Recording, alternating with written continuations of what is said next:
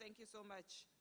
Welcome, everybody, to this event, to this book launch and engagement on the critical question of land. We will be engaging and launching and celebrating the book by Prof Mayende. Now, I think just a few things.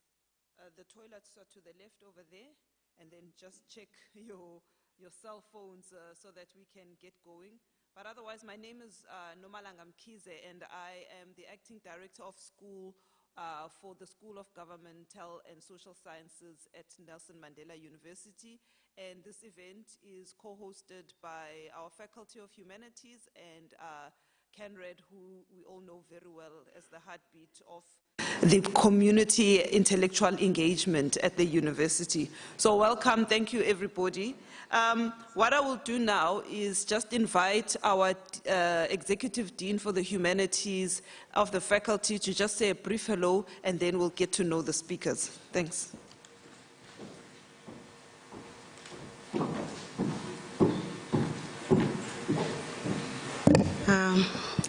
Good evening.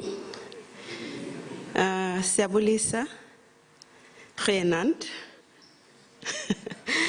Okay, that's the three languages I know. I'll start off by acknowledging a few people. Our Vice Chancellor, Professor Sibongile Mutwa, who is, I'm told, is watching this event online.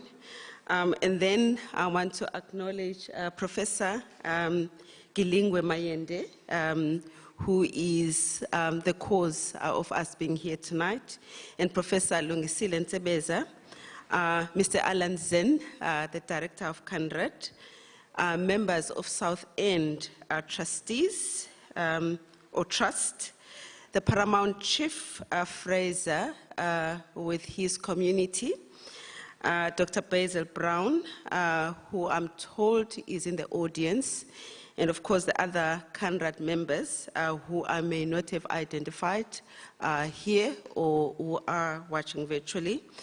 And the young people at the back, the learners from Chapman High Schools, the history learners from Chapman High Schools who are here with us, and their teachers. Such a nice way. I remember when I was young, when we had to go out to learn about what we're doing in the classroom. So welcome to the young people at the back. And of course, I'm told that the publisher of the book, Mr. Mutobi Mutlwatsi, is with us, and welcome, Sim. Yeah, I'm here to play a very, very small role, and it is to welcome you all here. And so I'll say a few words on behalf of Nelson Mandela University and the Faculty of Humanities, which I lead, and of course the Center for the Advancement of Non-Racialism and Democracy, CANRED, with whom we're co-hosting this event. And so I'm just going to do that so that we can get to what we came here for, which is the launch of Prof Gilingwe Mayende's very important book, The Land and the Agrarian Question. The subtitle of the book, which is The First Frontier of Decolonization in South Africa, suggests of land decolonization in Africa, suggests that the book deals with the genesis of the politics of land on this part of the continent. So let me extend a warm welcome to you, Prof, and offer warm congratulations on behalf of the university, our faculty and CANRED on the publication of this volume. We're looking forward to your conversations with us. And of course, a warm welcome to Prof Ntebeza, who is the friend of the university and CANRED, and my friend who has also edited a book on pre-colonial history. And so welcome to you all to this important event. Of course, I want to acknowledge those people who are here and those who are watching the event virtually. Just one thing, Prof Mkhize, before I sit down, I wish to say, in the past 2 weeks, I've witnessed occasions where Nelson Mandela University has engaged with broader Gqeberha community on critical matters that are important to society. These engagements, for me, have made me reflect on the University Vision 2030, which you must be familiar with at this point, which is, I think there is a, you may call it a tag that says to be of service to society, or a tagline that says to be of service to society. With these occasions, I would like to think that we are challenging ourselves as a university and a faculty, in my case, to think beyond university just as producers of high knowledge that benefits the elite, and to start to respond to questions and challenges persistent in society, in the society in which the university is embedded. The land question was prominent in the occasions. The first one was here, where we were listening to Peter Hain talking about Gupta, and then the other one was in the university in Second Avenue, where we're reflecting on the Nelson Mandela Month. And the question of land kept on coming up. So people are asking questions: how can we talk about food security if we do not have land? How can we talk about climate and climate change and all the complexities around that if we do not have land to plant trees? And I remember Alan raising a question, or rather making a point there, that this event, Prof, would be important for us to ask those questions and see how they can be addressed. So with those few words, welcome again. In Xhosa we say, Khululani ityasi, which basically means take off your jackets. This is your home. Thank you very much.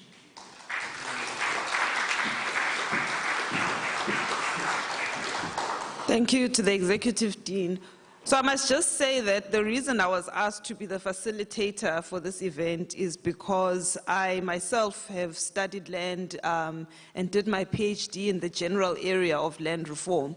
So when the book arrives to me, I begin to look at the book in a lot of detail. I'm trying to read it as slowly as possible because for sure I will have to now respond to this book when I write my book, Prof. So I'm going through it quite methodically, as it were. I do just want to point out that one of the things that I've noticed immediately in picking up this book is how thorough and comprehensive a history of the South African political question it is.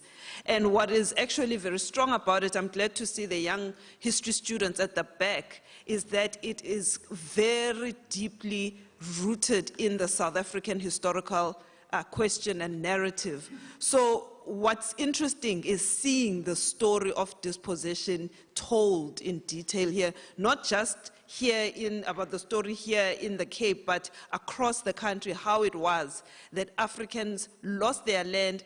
But then it's a very technical book because it talks about how the loss of land was, how land itself was converted through various forms of administration.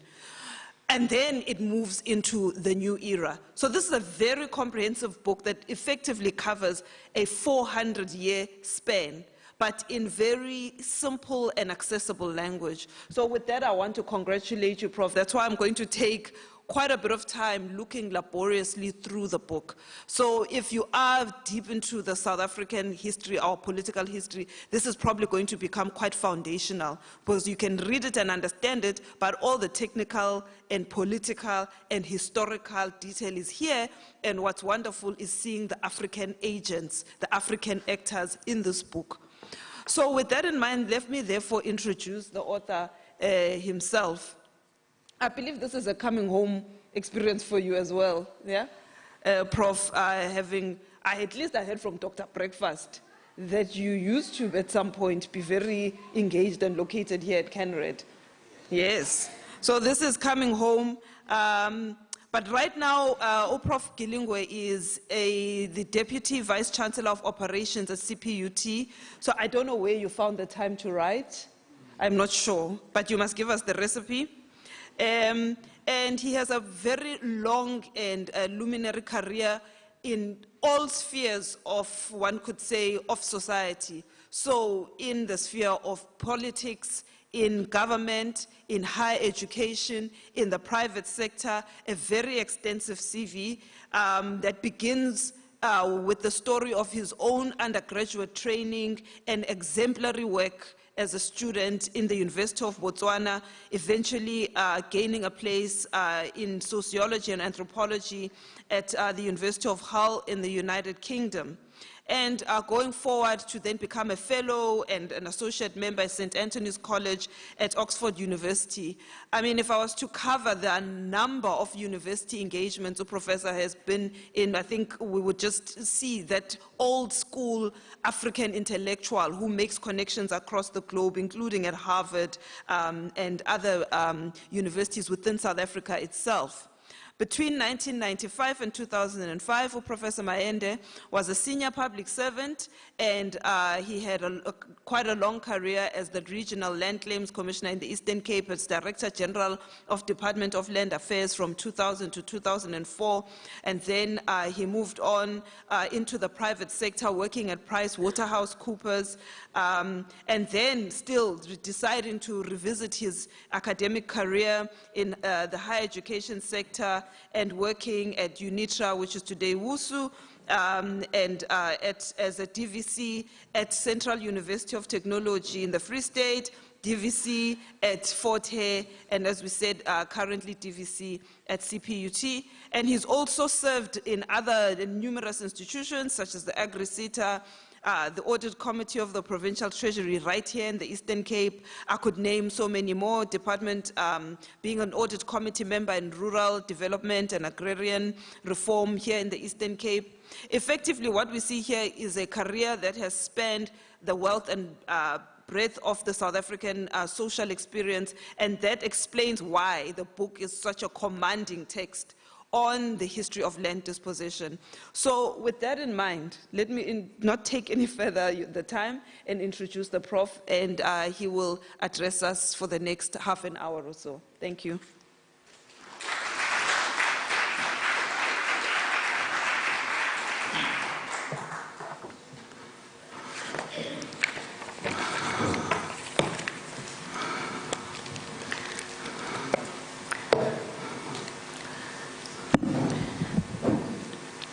Thank you very much, Program Director, Facilitator, Professor Mkhize. And thank you particularly for the very kind words that you have uttered about me and my rather longish and in a way circuitous career, which has had various twists and turns. The Dean of Humanities, Professor Maseko, the Vice Chancellor, in fact I should have mentioned the Vice Chancellor first, in following protocol, because I understand the Vice Chancellor, Professor Mutwa, is watching the proceedings online. So Prof Mutwa, I would like to greet you. Professor Maseko, Mr. Alan Zinn, the Director of CANRAD, and his colleagues, Dr. Mutobi Mutluadze and his colleagues, the publisher of this book from Scotterville Publishers, Professor Lungisile Ntsebeza, members of the Board of Trustees of the South End Trust, colleagues, fellow academics, ladies and gentlemen of the media, community leaders, distinguished guests, ladies and gentlemen.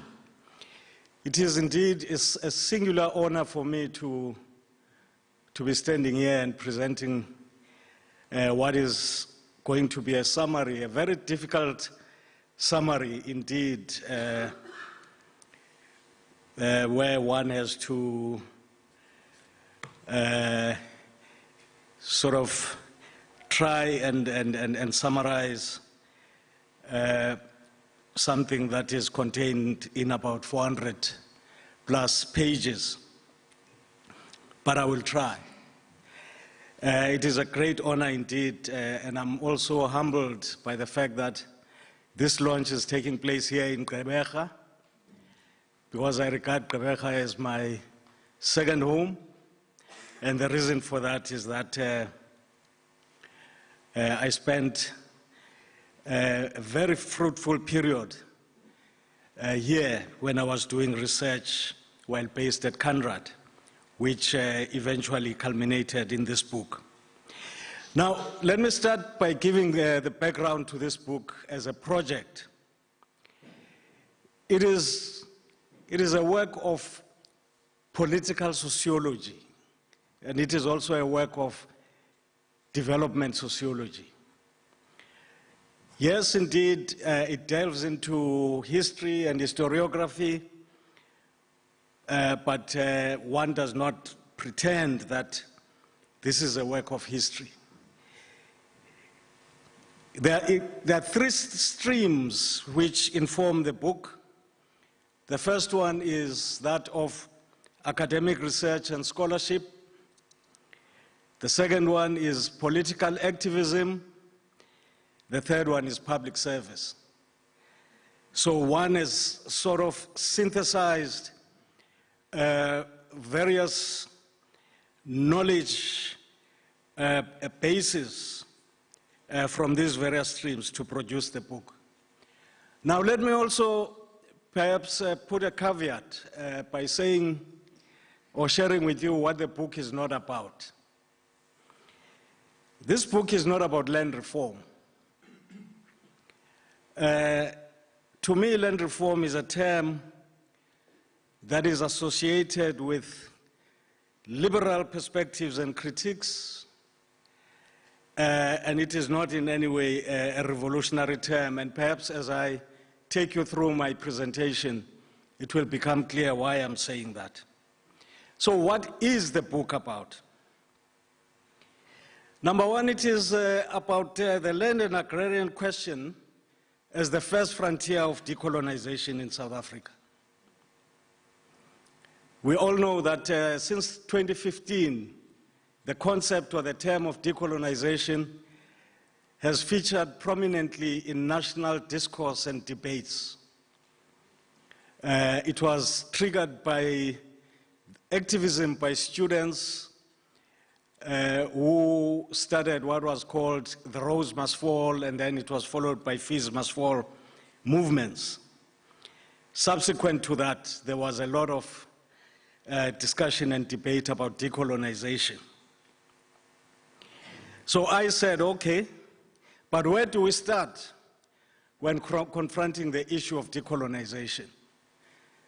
And to my mind, the starting point has got to be the land question.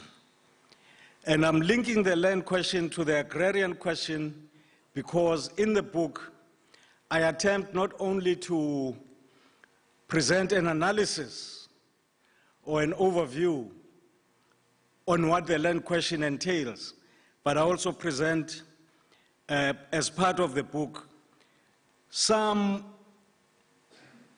suggestions on how the land question can be addressed, focusing more specifically on the agrarian question. Now, decolonization is not defined in the book. That might be quite surprising, but it is contextualized from the introduction right through to the end. One contextualizes the various arguments that one is presenting and links them to why one regards decolonization as central to the land question. But let me share with the audience my perspective on decolonization. I move from a broader definition of decolonization and not the narrow one, which sees the phenomenon merely as the process of change of flags, governments, artifacts like statues, and rulers. I draw from a definition presented by a feminist and very strong activist in Canada by the name of Nikki Sanchez, who is based at the University of Victoria in British Columbia in that country.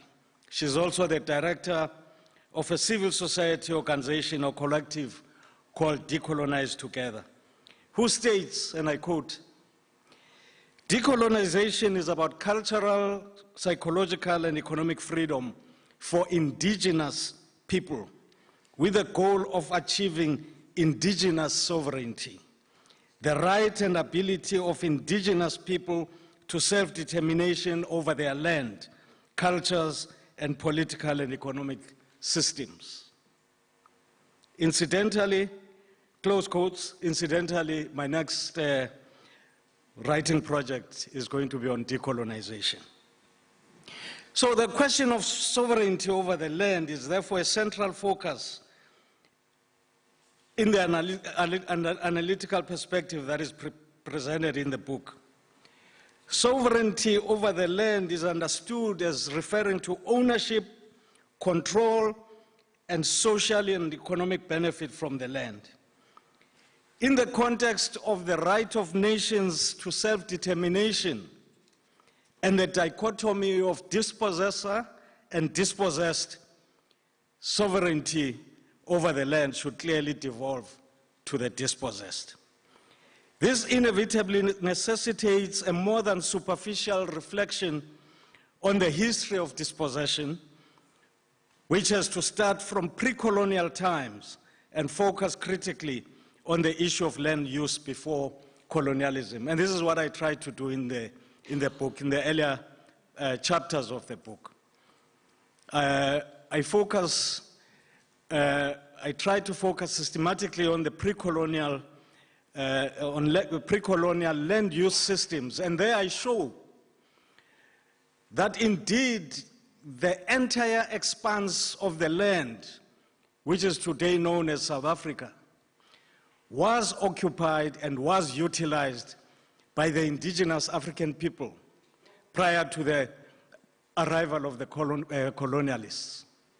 There was no part of the land that could be regarded as having been vacant. Indeed, that myth of the so-called vacant land has been debunked by many scholars, including those that one could describe as belonging to the liberal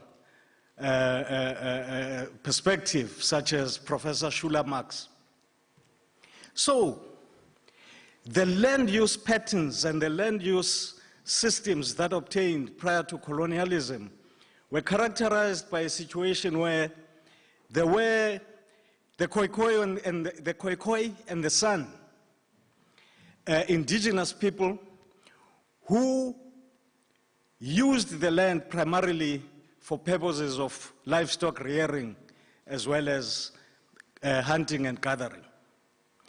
And then on the eastern part and the northern parts and the central parts of the country, you would also find other indigenous African groups who are often referred to as the Bantu-speaking groups, who utilize the land mostly for cultivation but also for livestock rearing. I know there is an issue which perhaps we can talk about later on, which is the whole concept of the first people. But allow me to move on for now so that I can make the 30 minutes that have been allocated. I'm not running away from it. We will talk about that issue. The reflection, the book also reflects on the legacy of liberalism in our country, which has been a pervasive feature of attempts to steer processes in the direction of a revamped version of the status quo.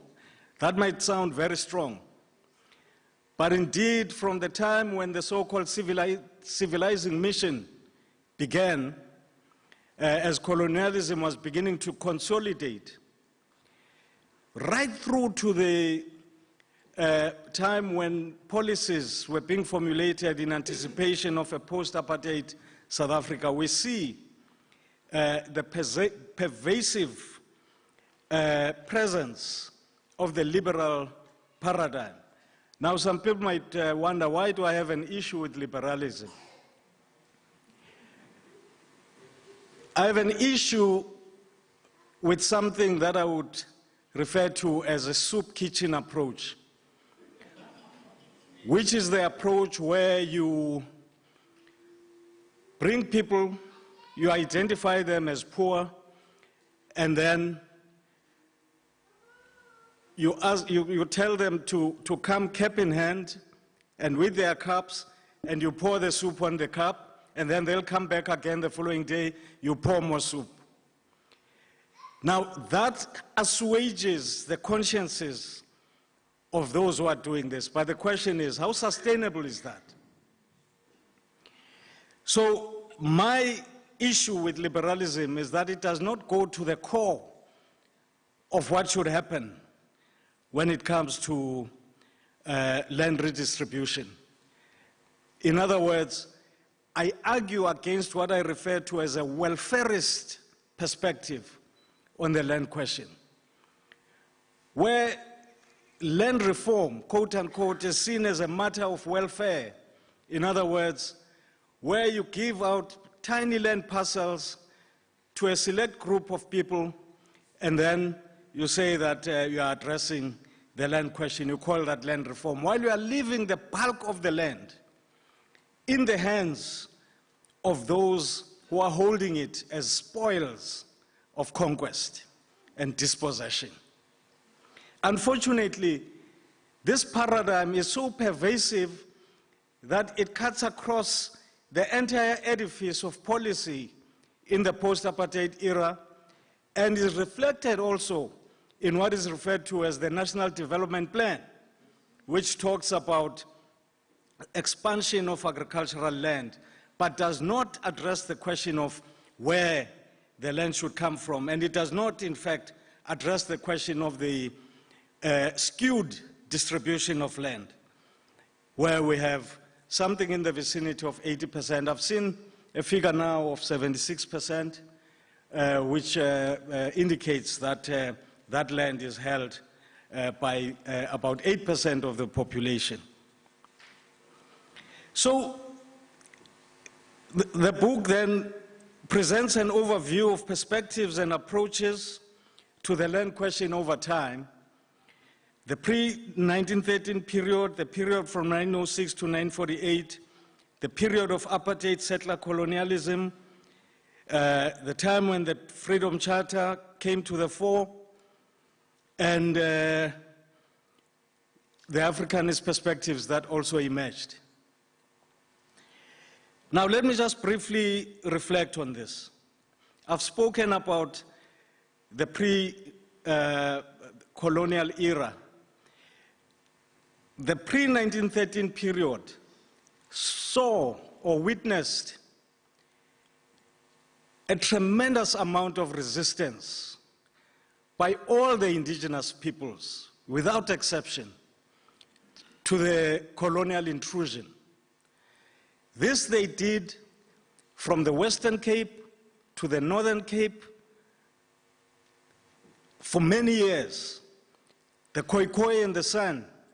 History tells us that they collapsed like a pack of cards. They were afflicted with smallpox and so on, and they ended up not being able to fight.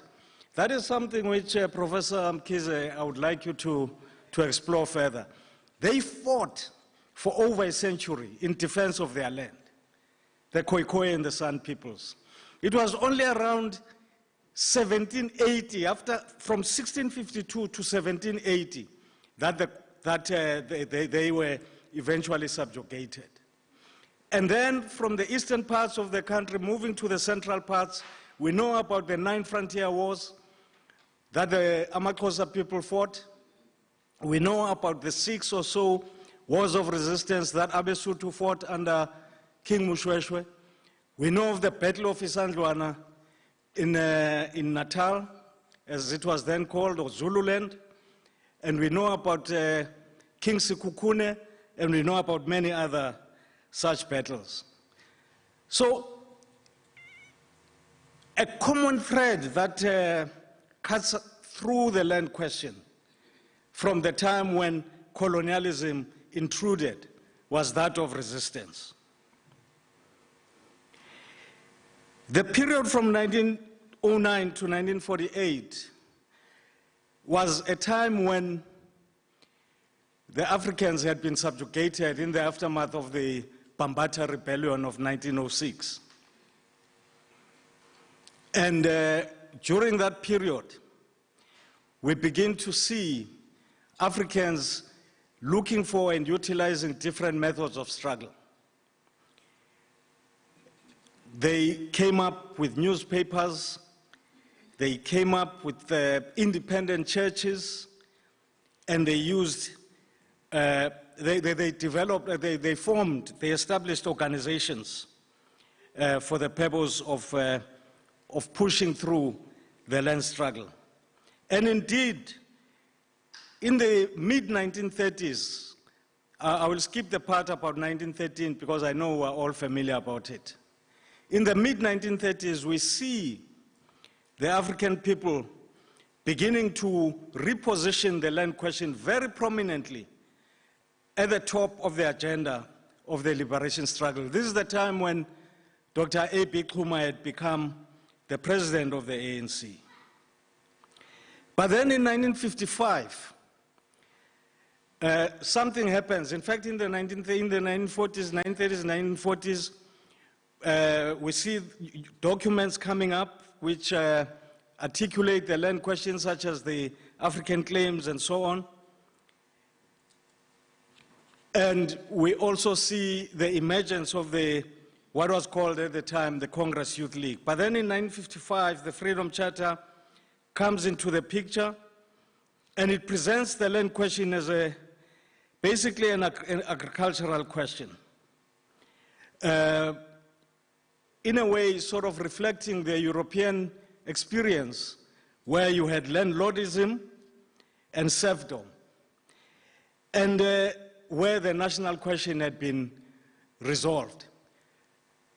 So in my book, I do raise an issue about the fact that the Freedom Charter did not foreground the question of the national dispossession of the land, and instead it presented, as I say, as an agricultural question. The land will be shared among those who work it. But that happens after you have addressed the national question. You must address the national question first, which is the question of to whom does sovereignty over the land belong?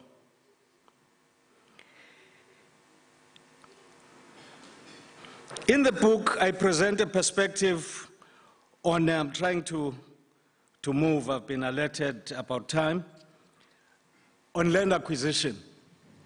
And here I agree that expropriation has to take place. But my view is that expropriation should not be approached from the point of view of nationalization, but from the point of view of socialization. Now, there's a critical difference between nationalization and socialization. Nationalization means simple state ownership, where the state becomes the new owner of the land. Socialization means people ownership, where the people become the owners of the land. And through their own organizations, decide on how the land is to be utilized, how it is to be shared, and how it is to be disposed of. So expropriation, yes, but it must be linked to socialization. I also foreground the principle of demographic proportionality. This principle You will find in the book, I think it's on page, if I can quickly, was invoked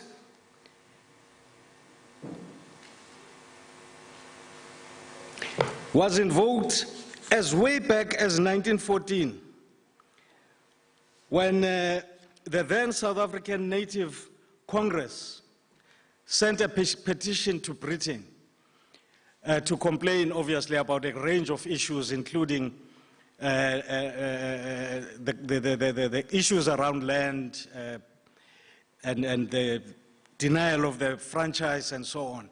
And if I may just quote from that petition of 1914, it reads as follows: that petitioners have never begrudged members of the white race who are British subjects getting a share of the land, but protest most strongly and solemnly against being gradually squeezed of rights to and in land, and claim that the natives should be put into possession of land in proportion to their numbers and on the same conditions as the white race.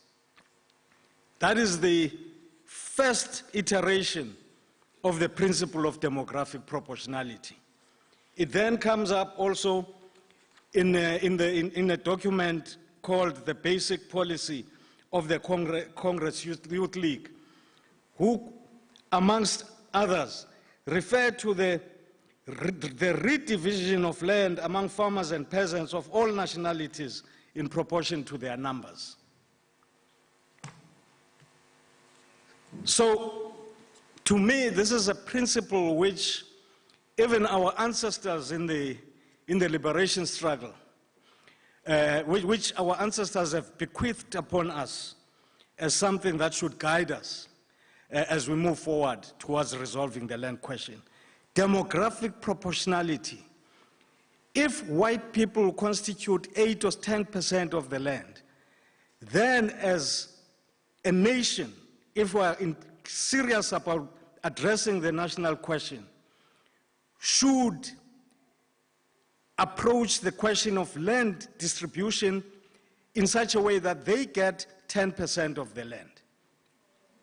And then the others will get a proportion of the land in accordance with their numbers. I'm moving towards concluding. Over and above the principle of demographic proportionality, I also foreground the principle of the imposition of land ceilings. Because what we see in this country is something very anomalous, where a single individual or company can own more than 10,000 hectares, some 20,000 hectares or more. One entity, one individual. Now,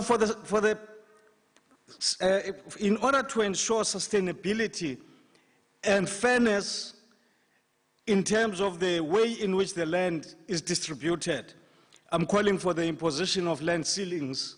In fact, I articulate that point in the book. I also look at some experiences in other countries where one says the amount of land that should devolve to an individual or a family and so on should be such that that should be done in a way that ensures that there is an equitable spread of access to the land. And in the book, I say, yes, we must look at poverty alleviation, but it must be linked with economic empowerment.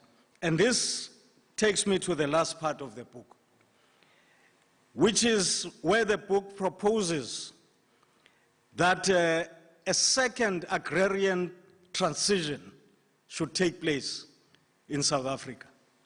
We all know that the first agrarian transition, which took place at the turn of the 20th century, favored one particular group of people.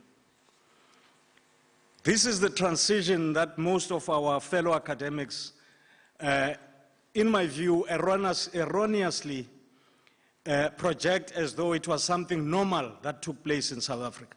That transition where the use of land changed from peasant holdings towards highly capitalized and highly transformed capitalist agriculture is one that, as I'm saying, benefited only one group of people. Now in the book, I'm calling for a second agrarian transition that must be approached in such a way that it would benefit the whole population of the country. And this must be undergirded by a more expansive process of land redistribution that should target and focus upon the land that is held by the descendants of the white settlers and who are holding it as spoils of conquest and dispossession. As I conclude, in the book, I also look at the issue of land tenure. And here I know my colleague here, Professor Nsebeza, is someone that I'm sure will differ strongly. This is when it comes to the issue of the role of traditional leaders in the rural areas of our country. I'm saying that my argument is that the way in which this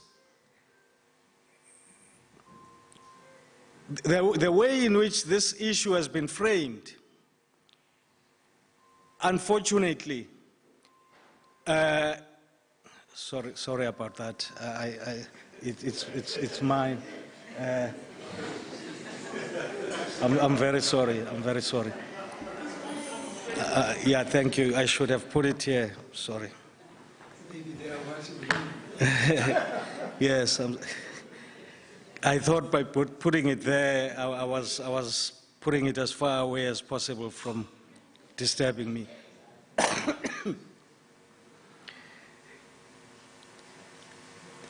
The issue of the role of traditional leaders, I think, in our literature has been approached in a way that does not help the situation.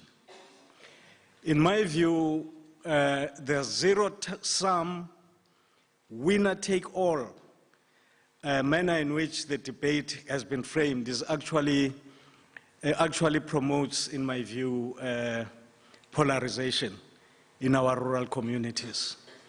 I want to believe that there is a way in which these two could be brought together.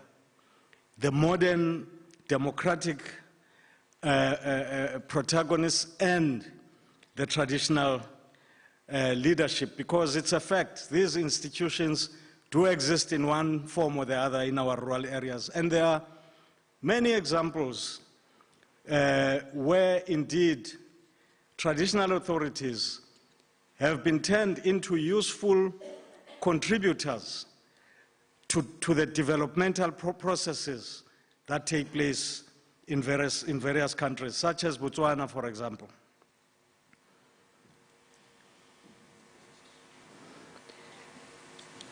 Lastly, I didn't see an indication that I should be wrapping up, but I will do so now. I talk about, or I write about, the role of social agency in the book. To me, this is very important, because I do not see how the land question could ever be resolved as a purely state-led process. There's got to be a significant role played by communities through their organizations and through their leaders from the ground up. We have seen in Zimbabwe, I know and I agree the Zimbabwean story is not an elegant one, because after the land was acquired, then funny things started happening. The party, the dominant party, ZANU-PF, muscled in, and the big honchos in the party gave themselves the lion's share of the land, and the whole thing went cock-eyed. But if you put that aside, the Zimbabwean experience teaches us a very important lesson about the role of social agency, which is that people who are organized can actually take it upon themselves to implement all the things that the leaders talk about rhetorically, and to do so in a very speedy way. And here it was, in the Zimbabwean case, it was the war veterans, the youth, and some rural, poor rural communities. But of course, as I've been saying, there is this other ugly side to it, where the whole process became hijacked. And perhaps that is another object lesson on agency, on social agency, going forward. Now, the major gaps, I know Prof Mayende will probably highlight some of those. I'm sure you'll agree with me, in the space of a book of this nature, one cannot address all the issues. And indeed, I'm a sociologist, I'm not an economist, I'm not a lawyer, so I write from a particular perspective. So there are issues, for instance, such as funding mechanisms. How would you fund, once you have redistributed the land, using these principles, demographic proportionality, land ceilings, and so on, how will you fund those processes in order to ensure that one of the big issues in the discourse is indeed addressed or averted, which is to maintain food security at acceptable levels? How do we ensure that that happens? How do you ensure that the training that needs to be done is factored in, and so on and so forth? And there are other issues, such as mechanisms for identifying beneficiaries, market access, and so on. Ladies and gentlemen, allow me to pause there. I hope that perhaps when we start to engage, I'll be able to come back maybe and clarify some of the issues. Thank you very much, facilitator.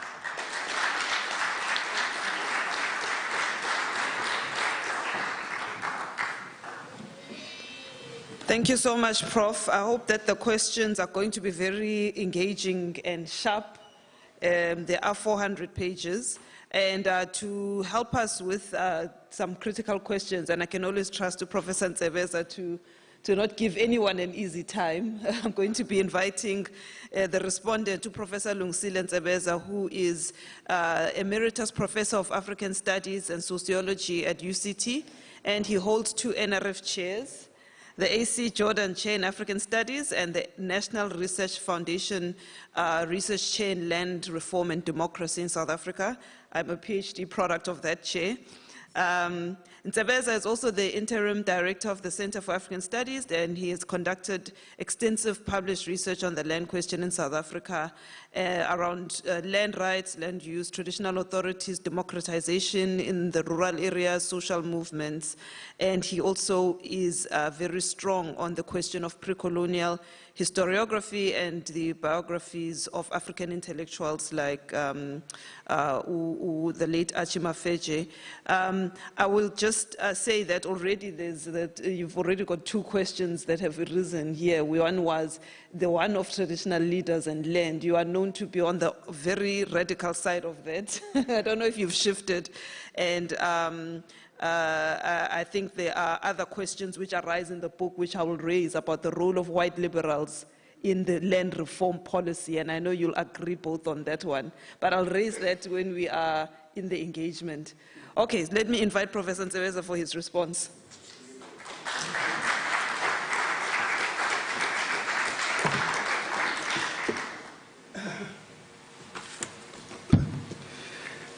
Good afternoon, is it evening? Can't even tell. Yes, let me first of all thank Alan for inviting me to this book launch.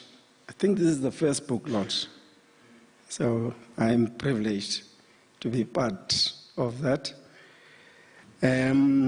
I've worked with Alan for many years, and I've been part of this part of the world from the time when we called it Port Elizabeth, Ebai, and now it's called Qabech, and jaw-breaking for some other people.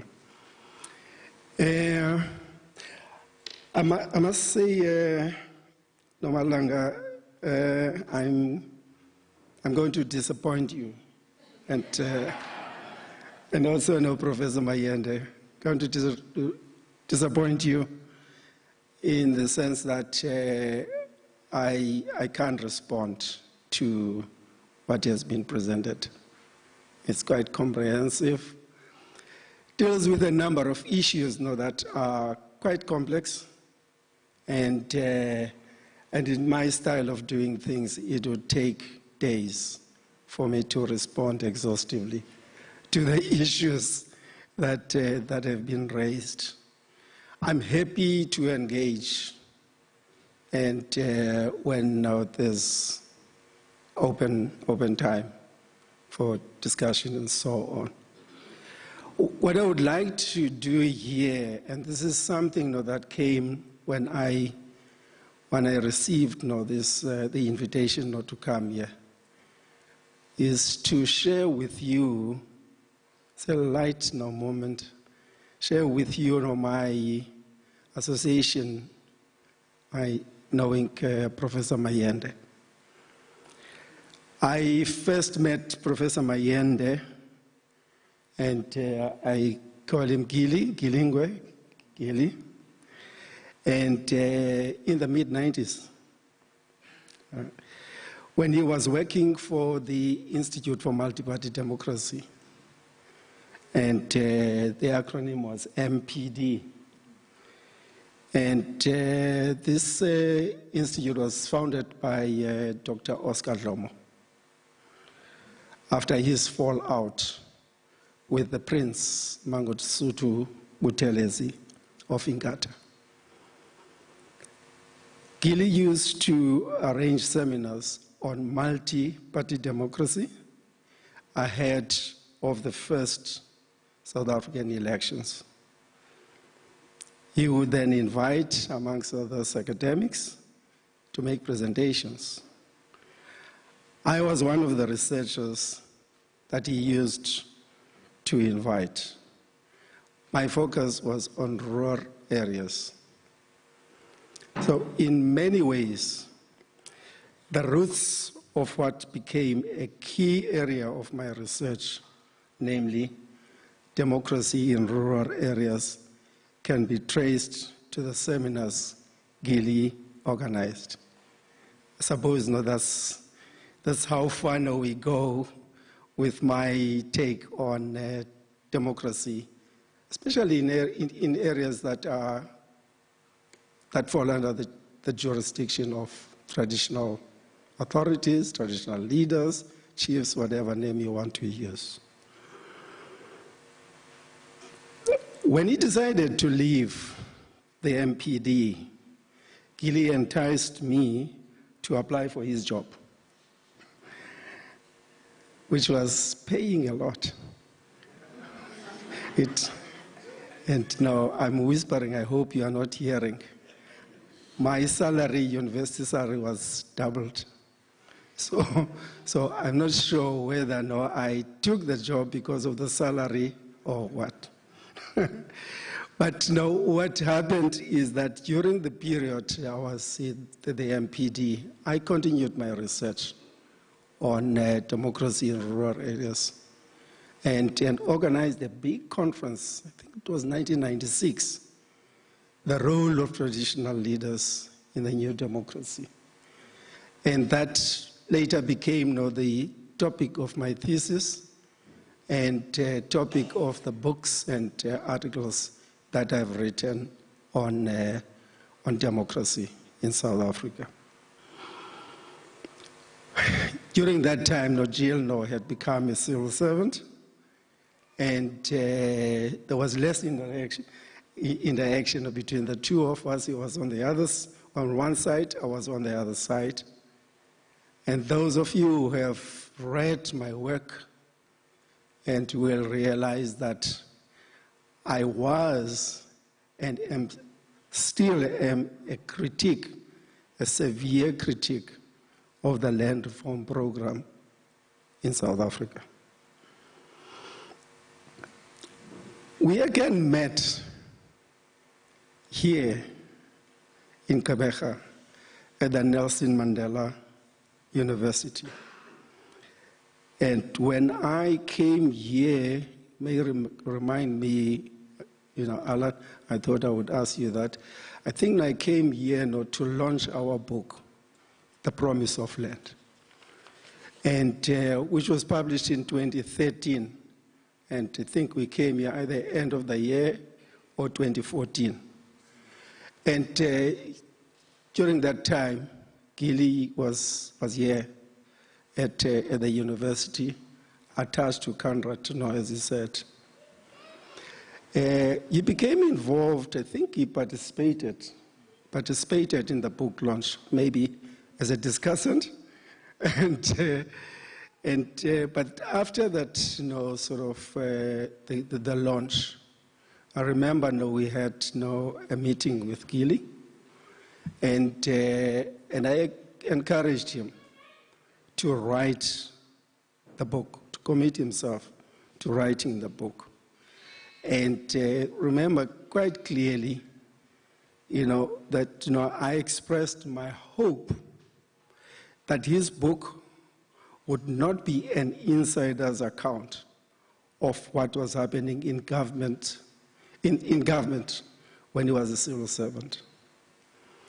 Important as this is, I thought that Mayende or Gilly was best placed to provide a pan-Africanist perspective of the land question in South Africa and even beyond. I had come to know that he played a critical role in developing a position on the land question in the early 90s. And some of the documents that I saw, they didn't bear his name, but I was told, and he'll correct me if now I was misinformed, I was told that his hand was somewhere in the writing of those documents. Now my reasoning then, and this is what I think even now, was that we must embark on a search for alternatives to the failed land reform program of the ANC. Now, I can say that now with confidence that that program has failed, and the very few people, if they ever exist, who can say that that program has succeeded. And the other reason why I tried to encourage him to write a book from a pan-Africanist perspective was that I was tired of what was being written. And what was being written about the land and agrarian question was premised on the assumption that the starting point, the launching pad to writing about the land question in South Africa would be the ANC, analyzing the position of the ANC on the land question and analyzing the land reform program that was led by the ANC. I thought that that was, in many ways, part of South African history, but viewed on its own as if is the only history of understanding South Africa was seriously misleading. So that voice, the alternative voice, I thought and still think was and is much needed. And I remember saying to Gilly that that book must be historically grounded.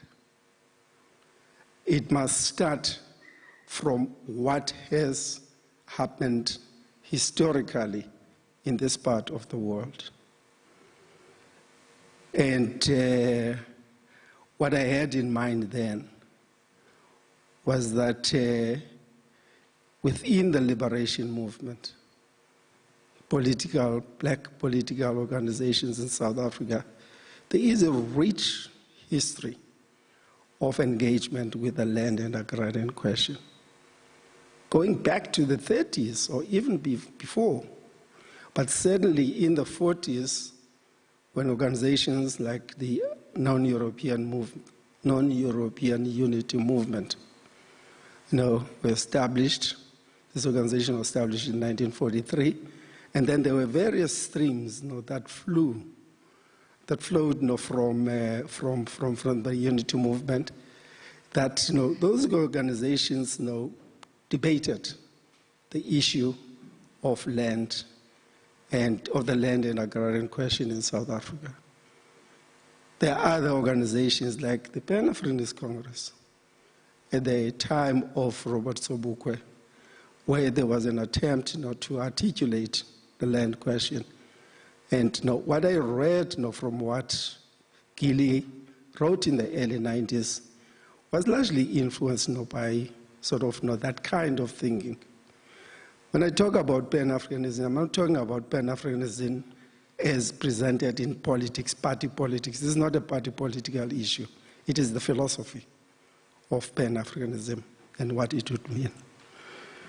Not to us at the moment. It is a pity that these organizations, through splits and dogfights and so on, weakened themselves such that we lost that perspective. But saying that is no excuse for us as scholars and researchers not to do research on what has happened in the past and how the past can inform our quest for alternatives. Today's mantra is that South Africa has a world-class constitution and good policies, and that the problem is lack of political will to implement these policies. We should go beyond this. Now, Mayende's book has the potential of contributing to this quest for alternatives. It agrees with the argument some of us are making that the ANC-led state is far from embarking on a thorough-going program of decolonization. He is making a clarion call, as he has just said now, and that we should embark on what he calls a second agrarian transition in South Africa. However, without it appearing that I'm reviewing the book, this is not a book review, it's a book launch. I do want to say that what we have before us, that is this book, is just the initial steps. There is a need for us to exercise more rigor especially about and around the concepts that we use. Concepts like decolonization, concepts like African, the people.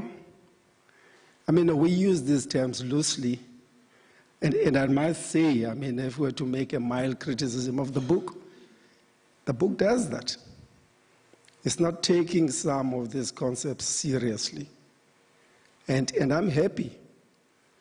I'm happy, that, the author, Gilly, is acknowledging, this weakness.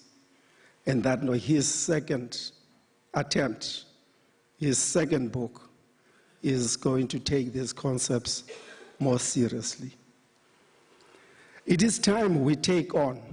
Is it 3 minutes left? Okay, that's fine. That's fine. I'll finish before that. It is time we take on the challenge put forward by the Caribbean scholar. And I don't know whether this is the right pronunciation, that old foundations are crumbling and new ones are not yet imagined. I like this connection, this quotation, but I'm not sure whether the author is correct talking about the current period we're in, that we are not imagining our future, that we are not setting ourselves targets, and that we are not thinking about how to get there, to reach those targets. I would question that. I think that our journey has begun, that there are authors, they are in fact trailblazers, and that we can build on. I'm thinking here of the likes of Achima Feje. I'm thinking here of people like A.C. Jordan. I'm thinking here of people like Phyllis Ntantala, Robert Sobukwe, you name it. And of those who are still living, there are the likes of Georgie Tsikata, based in Ghana, in the Institute of African Studies. There are the likes of Isa Shifji, who is a Tanzanian. The list goes on. So rather than put ourselves in a position where we say we must start thinking, let's start from scratch, I think there is a foundation, a basis upon which we can build. Thank you.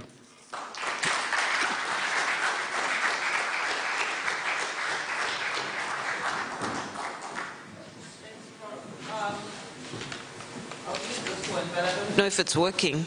Is it working? Okay, great. I think find one of those. I think start formulating your questions, and then somebody will indicate to me if there are questions online. Maybe let me pose 2 questions to Prof Gilingwe and Prof Lungsile while we get our brains moving with some of these Gulen questions. I think there are 3 I would like you to think about, and I'm sure they may emerge with the audience. The first is, please explain the argument in your book that white liberals are the ones who dominate land policy in South Africa. And I'd like you both to comment on that. And just give us what that issue is around. And you also critique Tembeka Ngcukaitobi's approach to some of these questions. In some way, you lump him with the white liberals. That's the one. Then the second one is kind of related to the Zimbabwean question, but I think the question is, in your book, you argue that our property clause is neo-colonial and it must be replaced by a more expensive property clause. I just want you to perhaps explain that more, and I think answer our uncomfortable question about the fact that there are Zimbabwean children who are 20 years old here, who have been born in the aftermath of fast-track land reform. They have never seen Zimbabwe because fast-track land reform failed. So I would like you both to answer that. And then the last question, perhaps I don't know if it's a good one to answer yet. So answer only those two. The last one, I'll throw it out, which is the problem of our curriculums and the issue of the David Stearmans of our history not being common legends, the Koi and San leaders who fought the first 150 years of resistance, then joined Amaxhosa in other forms of resistance in the 100 years that followed. How Africans are going to reconcile with what I just call Indlunkulu Yago Koi Nakwasan. How we're going to reconcile that schism, that colonization, and that wound of the forgetting of the first heroes of our liberation in that light. All right, so those are my questions. Let's go, and then I will take questions from the floor. Am I audible through this mic? Thank you very much. Thank you very much, Dr. Mkize, Professor Mkize. Okay. Yes. You see, the phenomenon of white liberalism is a historical phenomenon. And I say that it's also a pervasive phenomenon in the sense that the shaping of, for instance, the educational system of the country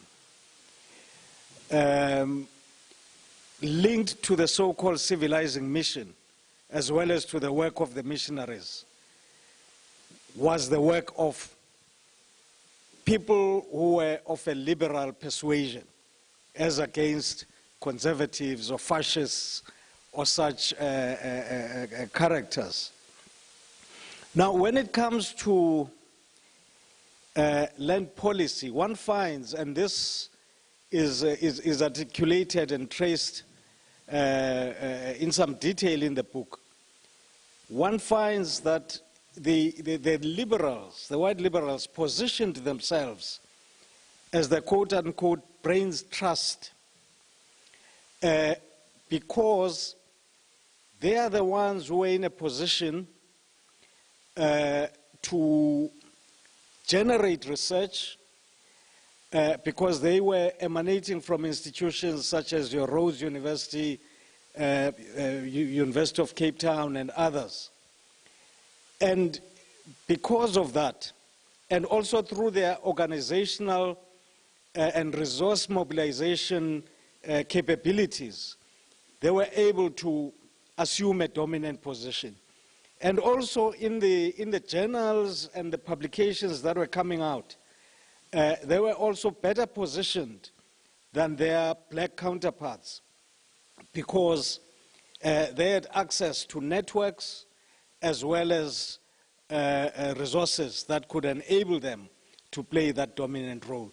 So when the time came to formulate land policy, as they, for instance, formed organizations such as the Land and Agriculture Policy Center, the LAPC, and others, the voice of the white liberals loomed very large. It actually was much louder than the voices of others who were also trying to play a role in that space of formulating land policy.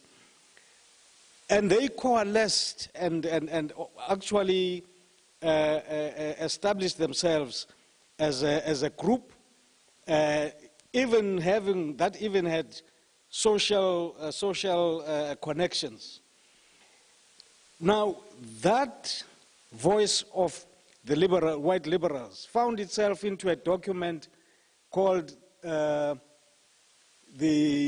what is this document called now? The white paper on South African land policy. Yes, 1997.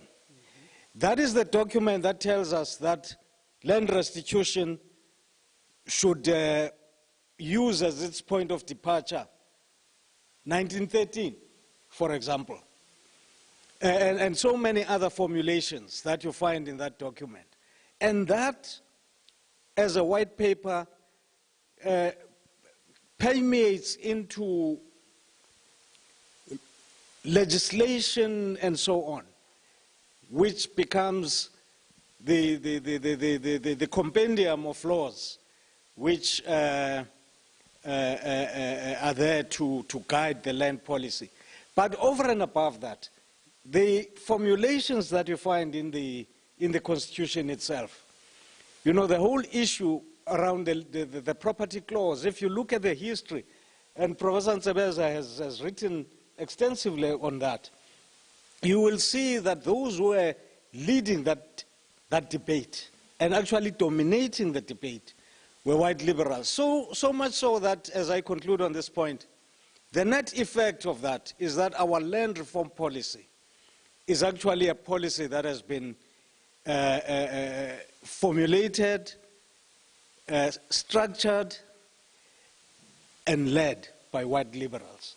And as I'm saying, white liberalism as a phenomenon has been pervasive right through, right across. I'm not sure I really do lump Advocate Mugaitobi with the liberals. But what I do try to argue perhaps is that he seems to buy into some of the perspectives. Now, he's a lawyer, an excellent one at that. But I think I do have some issues which I wish he was here so that we could debate them. And I feel a bit constrained having to say this in his absence. That perhaps we could take forward, a little bit further, when debating issues such as the extent to which the Constitution actually really does provide a framework for real and expansive land redistribution. And he stands on the side of saying it does. And he articulates formidable arguments, which at the end of the day, after analyzing them, I arrive at the decision that, formidable as they are not convincing. But I do not align him with the white liberals, because yeah. And then the property clause is neo-colonial. Look, it is neo-colonial. The point of departure on the land question cannot be the question of property rights. It's got to be the question of dispossession. It must be a question that says, why do we have a land question in the first place? We do not have a land question because we've got to assert rights on land, but we have a land question because there are people who originally owned the land who are now cast asunder and are unable to access this precious resource in order to assert their sovereignty, but also in order to enjoy a decent standard of living, which only a small minority is enjoying as a result of among other things, the way in which we continue to present the land question. Fast-track land reform in Zimbabwe. I am not sure whether really we should write it off as a failure.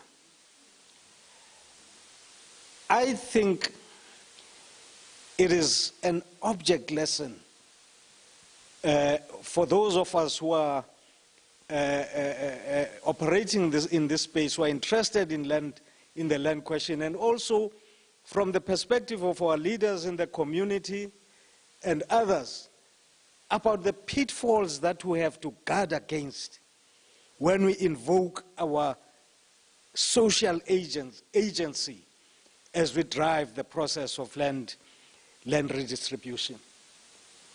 As a totality, as an approach, if you like, where you see people using their agency to actually obtain the land and redistribute it, I would see no fault in that. The fault lies where, as I said earlier on, the whole process becomes hijacked, and where also it was chaotic, and where also it was unplanned, and as a result, it devastated the economy of that country, because that country's economy had as its bedrock the agricultural sector.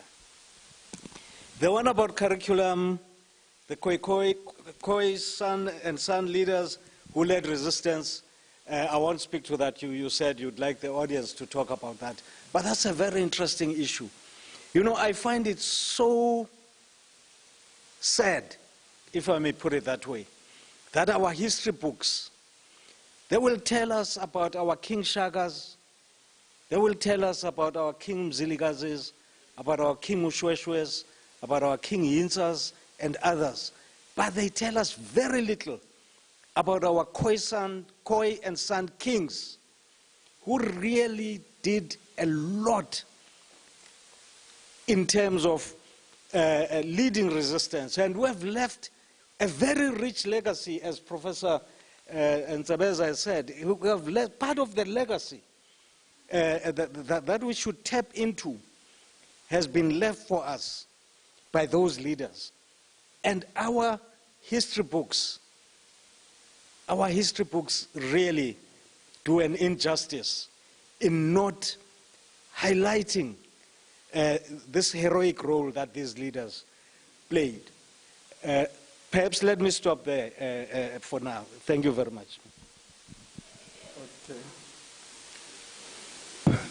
Very briefly, I don't want to sort of take up too much time. And the white liberals dominating debate, my question is which debate? If this is debate about policy formulation, they dominated that. And, but not everyone was involved in debates on policy. I certainly know was not part of that. My research is not about policy and making recommendations to government. And if we're talking about that debate, I'm not sure if it's accurate to say that white liberals are dominating that debate.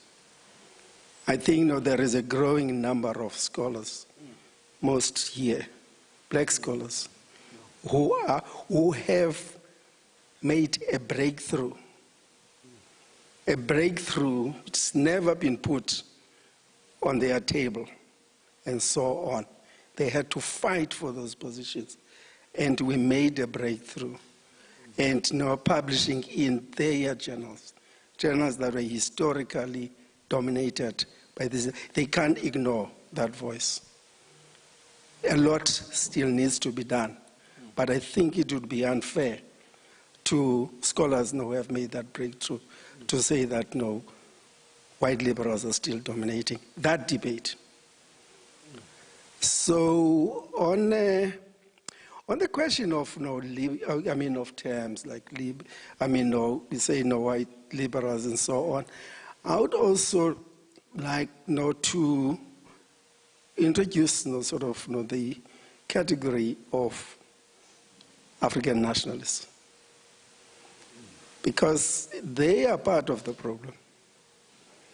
And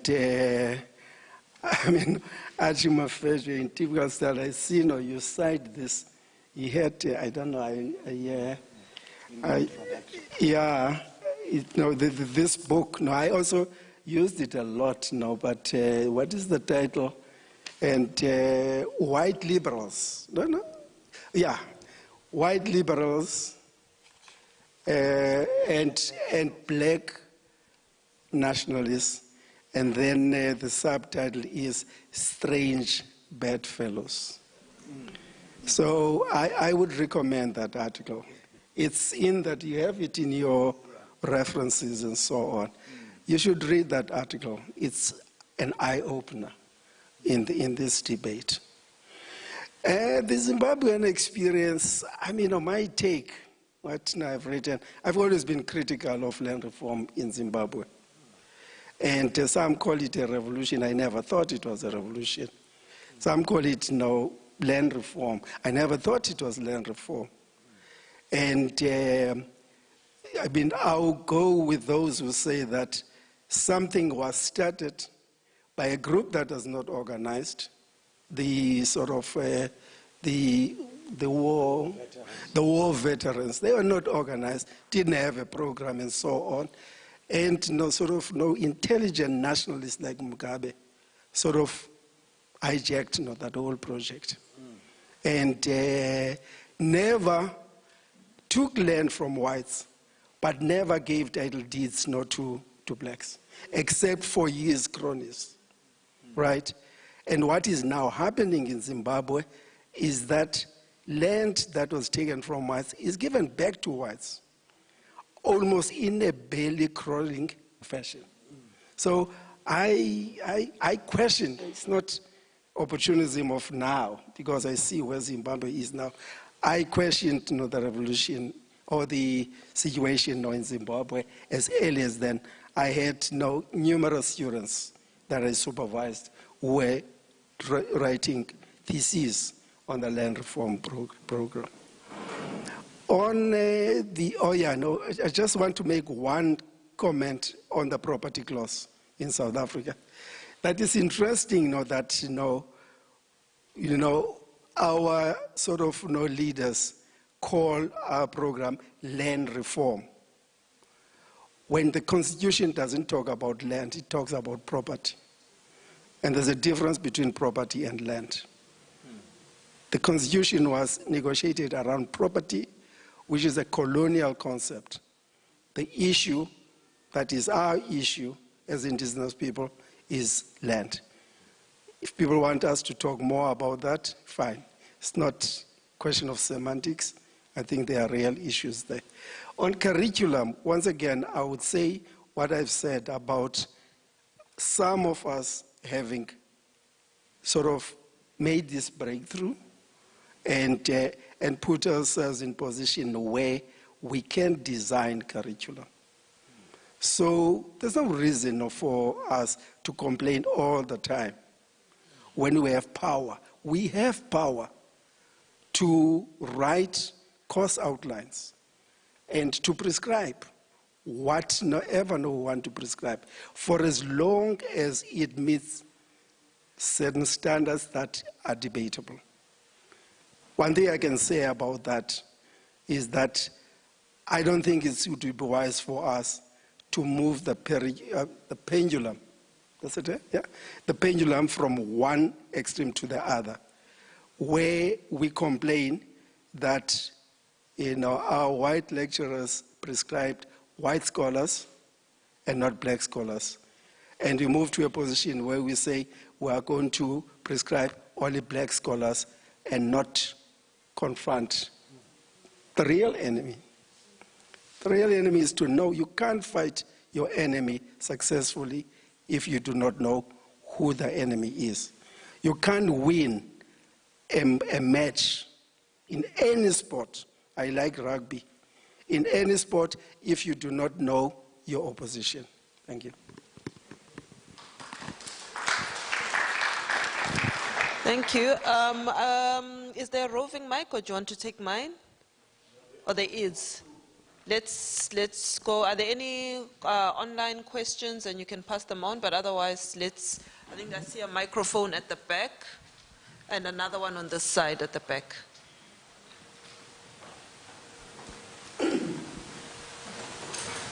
No questions as yet. No, the book is formidable, but the land question is far more broad. So I'm just giving you an opportunity to see if there's any way in the room where people are marinating. Okay, perhaps then let's move to a slightly different question. A lot of these land questions tend to tackle an agrarian question which evokes rural areas, and I know that's not what it is, but we are faced with severe urban questions now, right?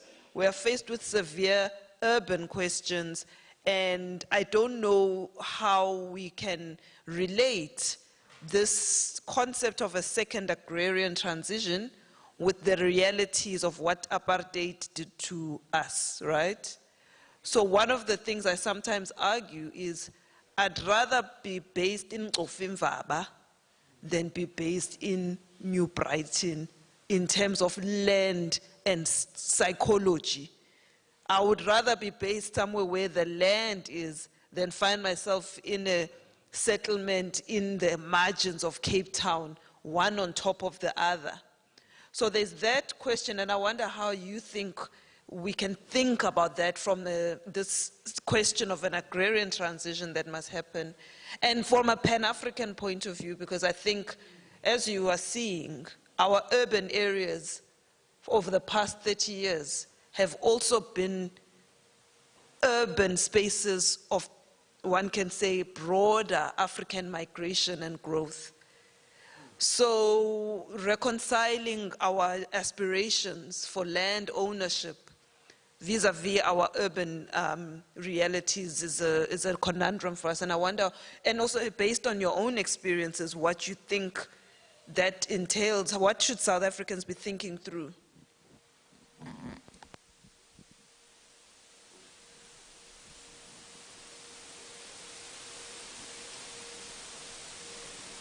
The question. I must just tell you, as a person who comes from a rural area, yes, I can't handle townships. Just because you grow up in a rural area and there's space, you are marginal, but you've got space. Now you're living here in Coston, and it's just house, hangers in between, and everyone can look at each other. And for a rural child, you think, no, man, go to get. So please, can you talk to that? Thank you. Fortunately, the title of my book is self-explanatory in that it focuses on the land question as it applies to the agrarian side of the equation. And I must say that I'm aware that, you know, the urban aspect of the land question is also extremely important. I think it was in your 2013 collection, The Promise of Land, where Professor Ntsebeza and his colleagues who wrote that book, I just forget who the actual author was, actually writes about land questions. And then they say one of the questions, the land questions, is the urban land question.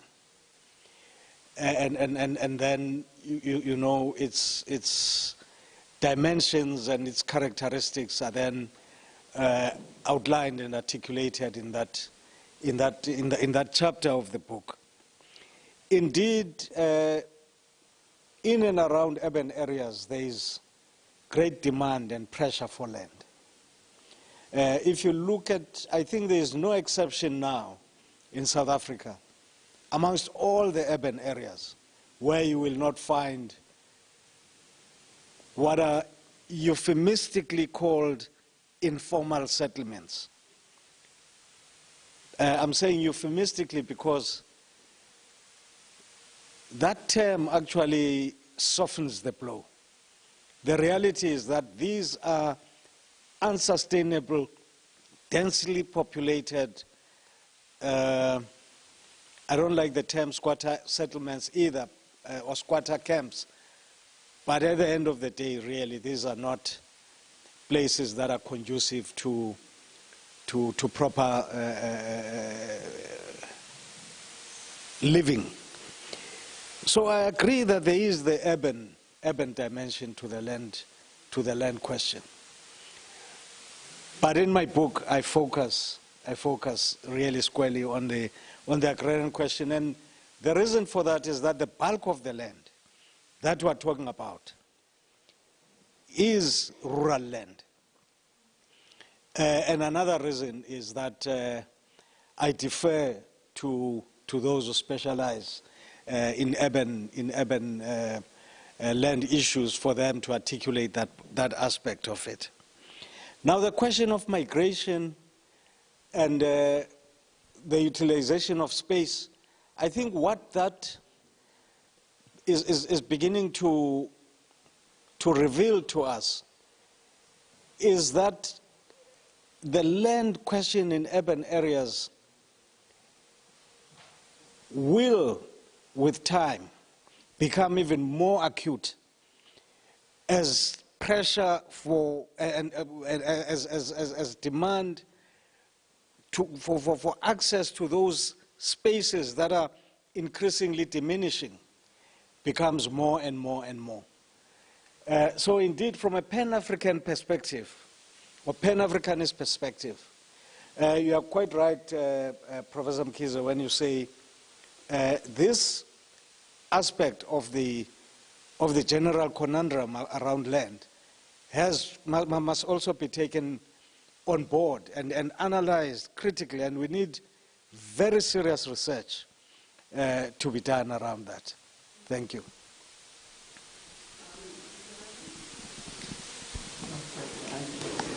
Oh, just hang on, I'm seeing hands.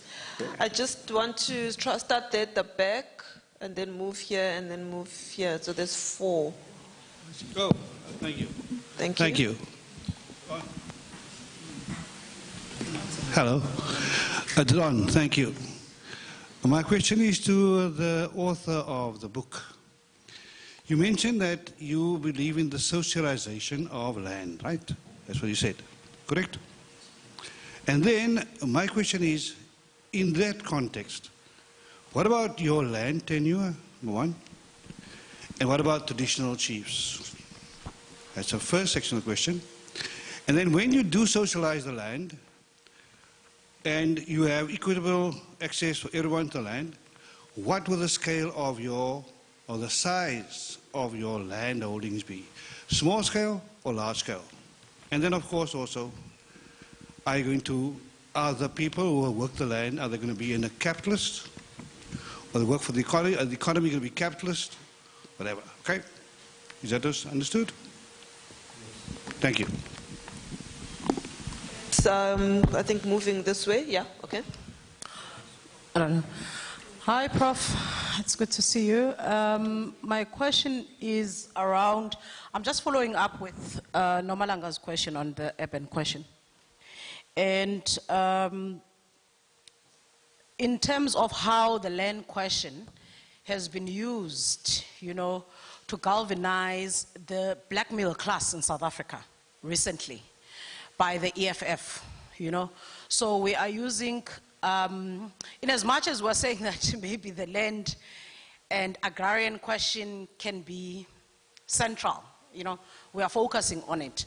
But it seems that through the EFF, the black middle class is very much interested, especially from the suburban and urban areas, in this particular question.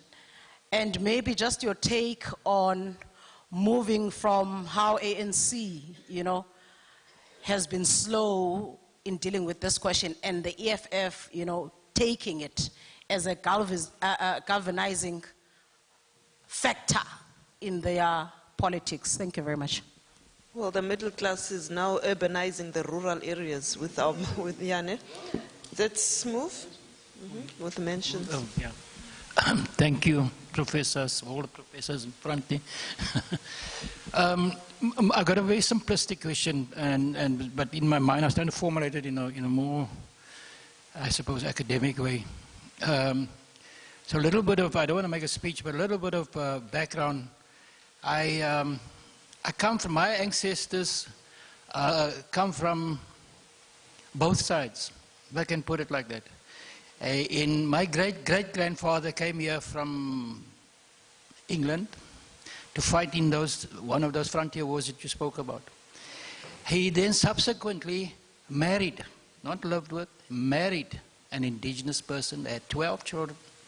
12 children were all baptized, and he was given a small piece of land as well in the Queenstown area, Whittlesea. My grandmother was born in Whittlesea.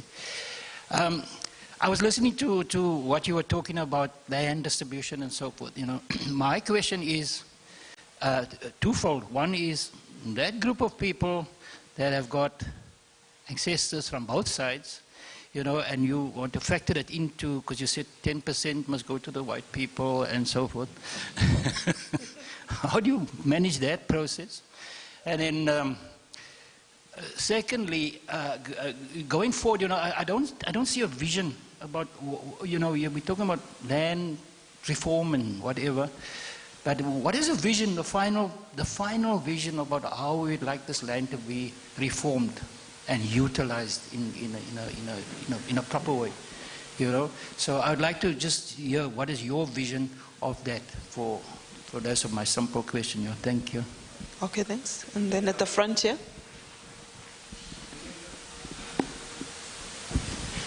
I have a vested interest in this debate.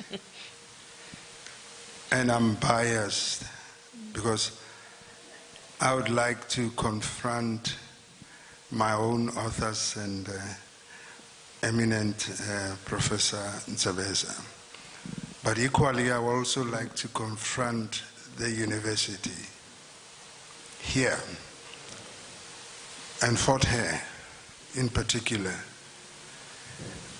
I arrive at the airport, and what do I see emblazoned on the front of the airport? It says, Chief David Stearman International Airport. What more should we ask? If you say there should be the next project, we should go to the beginning. We should go to the root of this problem. David Stearman's remains lie in Australia. Do we know that? What have we done about it? This is the first revolutionary fighter for this country. Imprisoned 3 times on Robben Island, escaped because he fought using the same weapons the settlers had brought here. He was not a peacemaker. He was a fighter for the land. And I'd like to say we need to go to the beginning and acknowledge David Stearman before we do anything else about the current problems about the land. Because there is also a distortion among African people about the land issue. So I'm trying to say, university, I'm available if you say you don't have a publisher. Okay.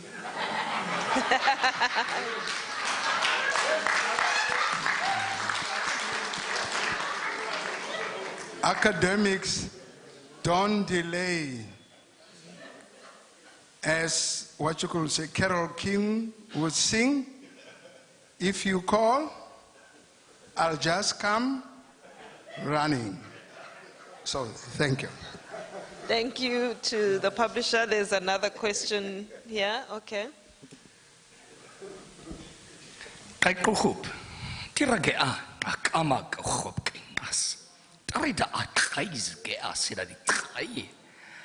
No, I was just saying good evening. I'm Paramount Chief, the Great Eagle. I'm very well, thank you, and how are you? And our strength is who we are. And I was sitting here, I'm trying to figure out what can I say, because I am not that kind of person who will just come in and raise my hand as if questions are free to ask. You have to come to the context. And when I heard that our publisher here is speaking on my behalf, so I thought, no, let me rather speak on my own behalf. Our former president, Tata Mbeki, he made it clear. He said, and I quote, "Today as a country, we keep an audible silence about these ancestors of the generations that live, fearful to admit the horror of a former deed, seeking to obliterate from our memories a cruel occurrence, which in its remembering should teach us not and never to be inhumane again." And I'm sitting and I'm thinking, if the clay and the sand, which was so highlighted even here for my last 10 minutes I'm sitting here, I'm checking out if the land question is or starting from 1913. By that time, all the frontier wars that was fought over land already concluded way before 1913. Because when we go, as our publisher was saying, back to the beginning, we as the clay and the sand, please believe me, some of us are sitting here tonight. I'm the paramount chief of the Links Royal House in the Eastern Cape. The challenges that we are facing every day because of landlessness. In Kouga alone, just in Kouga, 2 days ago, I had a meeting with the emerging farmers in Kouga. There was one uncle, he's 84 years old. 14 of his cattle was impounded. And it's not because it was impounded all of a sudden. He's been paying pound fees for the last 80 years that he can remember. If he wasn't paying, his father was paying. The last fee that he was supposed to pay was 98,000 to release 14 cattle. Where will a person that is 84 years old, that receives 1,800 rand monthly from pension, afford 98,000 rand for impound? Why was his cattle impounded in the first place? Because of landlessness. Now the problem that some people don't understand, remember I am one of those people, I believe that the land never belongs to the clay and the sand. Maybe I'm the first person that believes that. I don't believe that we ever own land. What we believed, it is that the gold and the silver belongs unto the Almighty. The cattle on the 1,000 hills belongs unto the Almighty. We believed, and what I believe, and most of my people that are under me, believe the same thing. That we were put here as custodians to look after. So when people arrived here that called themselves Europeans, they took our hospitality for stupidness. Because when we exchange a diamond that we can find anywhere in a necklace, we exchange it and then they give us a coin, we never use monetary value. For us it was nothing. When we dance around the fire during full moon and singing ganganchi, kodachi, ganganchi, elochi, they thought that we are called what they called kafirs, ungodly people. We were never moon worshippers. Now if I tell someone, Ndia Kutanda, for example, if I tell this lady here, Ndia Kutanda, she might understand because she's relating to Isi Kosa. But if I say to her, Ngamsi Tutagea, she won't know what I'm saying. But Ngamsi Tutagea is the same as Ndia Kutanda. Now if you don't know what I'm saying, how can you evaluate and assess what I'm doing? So when we were dancing around the fire during full moon, they tried then to declare us scavengers. We are not in a position to inhabit land because we are scavengers. They then came up with the idea to baptize us into Christianity and then create what they call missions schools. I'm going to ask you to just wrap up. Even today, we're sitting with that problem. They created an environment where they took the land from us. kill our fathers, use our mothers in the domestic environment, use the children as slaves. And you all know the history.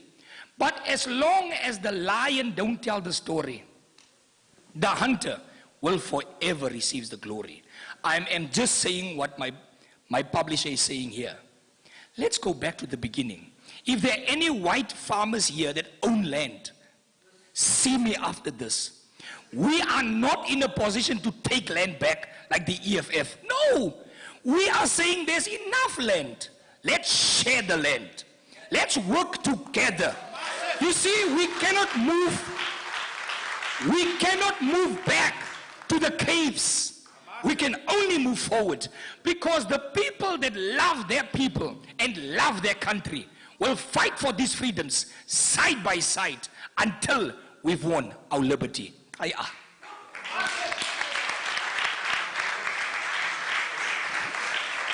Okay, I'm going to just, unfortunately, we are still bound by the white man's time. We can get rid of it with pleasure, definitely. Yes. If I can request our authors to just, the author to respond to some of all the broader issues raised and some of the direct questions, and then we've got less than 10 minutes actually. Yeah. Thank you. Yeah, I'll try to be very brief. Socialization, what about land tenure and traditional leaders? Are we talking small scale or large scale? Where do we situate capitalists or capitalism in this context? Very briefly, to me, socialization means a system whereby the land is controlled by the people through their organizations, through their institutions. The institution of traditional leadership may well be one of those institutions, but it's not the only one. And indeed, in many instances, more often than not, it would not be the institution which predominates in that context of socialization. Small scale or large scale? This is a big debate because different forms of production require different scales of production. In other words, if you are producing sugar, to my mind, small-scale sugar production is a contradiction in terms. You cannot produce sugar for subsistence on a small scale, certainly not on a scale that would not enable you to receive value out of that production. So the scale of production must be informed, in my view, by the kind of productive activity that has to obtain. So it's the whole spectrum, from small scale through to large scale, but that must be informed, as I'm saying, by what is being produced. Capitalists, look, I subscribe to a term that, and I articulated in the book, commercially orientated production. Because I do not believe that you get anywhere if you are going to say you are embarking on agriculture, on agrarian transformation or agrarian development, if you limit yourself to the subsistence level of production. So everyone who receives a piece of land must be able to embark on commercial activities. My good friend here, I know he is a very eager sheep farmer out in his ancestral village of Tala in the Eastern Cape. But I know that he's not doing that for the purpose of slaughtering a sheep once in a while when the family assembles for Christmas and so on. He, I'm sure, would like to see some returns accruing out of that. That is what that is the concept that I'm sort of projecting. Capitalist production, yes, that is something else. That is when you begin to move towards monopolization of land holdings, and again also, you know, the benefits that accrue from the land. I do have an issue with that. Then the next question, the land question and the EFF galvanizing the middle class in South Africa. Indeed, the EFF has put the land question back on top, or at the top of the agenda. That is something that we cannot deny and we should actually applaud and embrace. And the extent to which the middle class has indeed bought into and embraced the issue of land, to me it's debatable. I think it's rather the jury is still out on that, whether the interests of the middle class actually do coalesce with those of the landless in general when it comes to the question of land, or they are sort of specific to their vested interests as such. Having ancestors on both sides, yeah, that's a difficult one. The grandfather fought in the frontier wars. How do you manage this process? Look, you are a descendant of somebody who was dispossessed. Whatever side of your family that person happened to be, but I am a descendant of someone who was dispossessed. So I would say that you are on the side of the dispossessed. You are asking about a vision. What is the grand vision? What is the final vision? Indeed, we still have to formulate this grand vision. But from what I'm saying in the book, where I'm articulating the concept of a second agrarian transition, perhaps one is beginning there to say the vision is one where you would have expansive land redistribution, sustainable land redistribution, and larger numbers of people based on the principle of demographic proportionality, who have access to land, who can live off the land, and who can maintain decent livelihoods. Not only livelihood at a safe distance from the poverty line, but decent livelihood so that they can also see themselves being prosperous. So that is perhaps, in my view, the beginning of the formulation of an answer to the question that the gentleman there is asking about what the grand vision is. I agree with you, Dr. Mutluatse. It is really not right. I'm trying to choose my words very carefully. That the remains of Chief David Stearman still lie in Australia.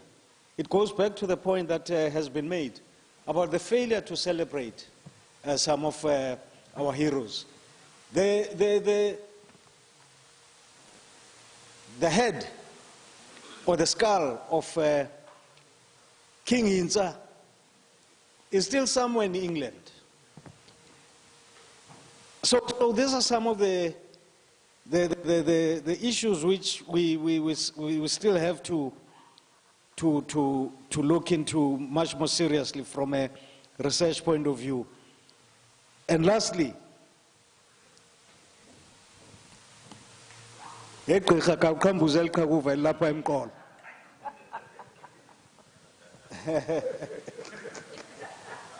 now, what does that say? How come that I'm Xhosa speaking, am able to speak like that? There is a narrative which says there are those who dispossessed others before the main dispossessor came.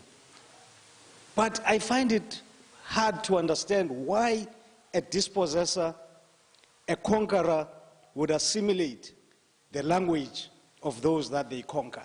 This is something we must always think about and remember.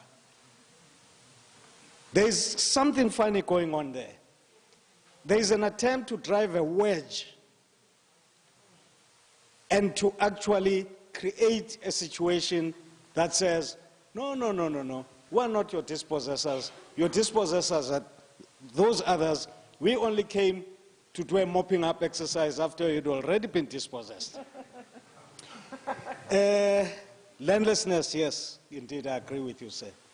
Thank you very much. And on 1913. Okay. You can go ahead. Okay, I'll be short. I'll tackle the, was it urban-rural divide? On this, now, I mean, my point of departure is that these concepts now are colonial constructs.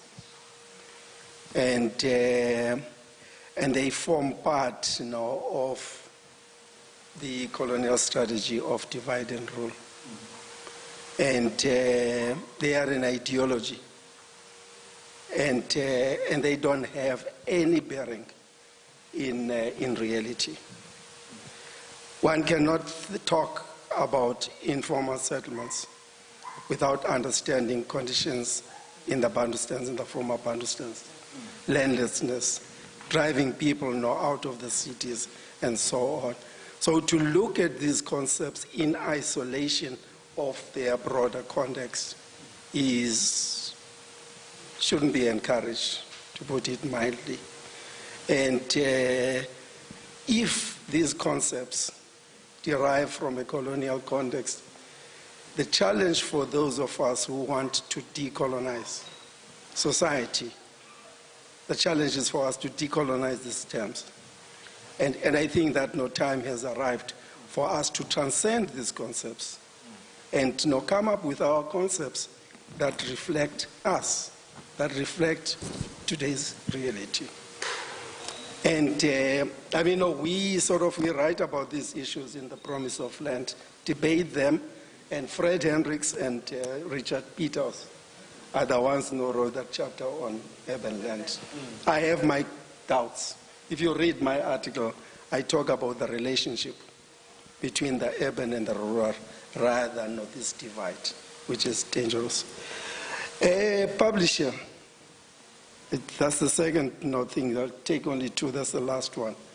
Thanks now for the offer. I think you might have written to me and wanting me to write a book. I mean, not to submit my manuscript on Achimafeje. And we'll talk about that. And so some work is being done. Work is being done on Stearman himself. There is research that has been done. But some of this research is in its embryonic stage. It's in theses and so on. And we have a project, Malanga, Alan, Pamela, they were all involved in this. And they're still involved in the historiography, the pre-colonial historiography, a concept that we question ourselves. But that's it. Project needs a name and so on. So there is work that's coming out there. It's painful to write this history. It's not something that you can sit and write and publish. I wouldn't encourage that. I go for rigor. And I don't go for shortcuts. And if it means that we spend years doing something that is good, then so be it. So there is that. There is work, and there will be work for you.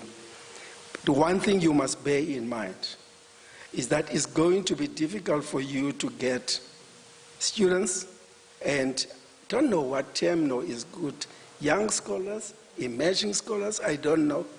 It's going to be difficult for you to get those because of pressures that they confront in our institutions, existing institutions, where in order to get promotion, you need to publish, not just publish, but publish in so-called peer-reviewed, journals or books and so on.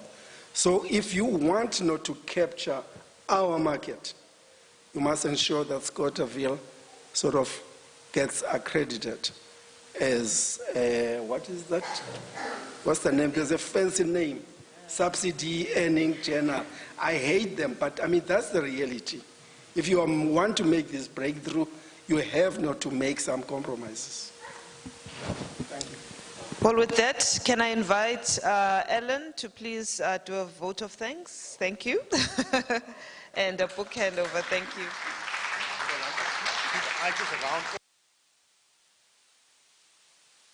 Okay, everybody, this was great. I grew up in a political movement where in the 1940s they had a program, and what they indicated was that the first task of a democratic state and parliament will be the land question.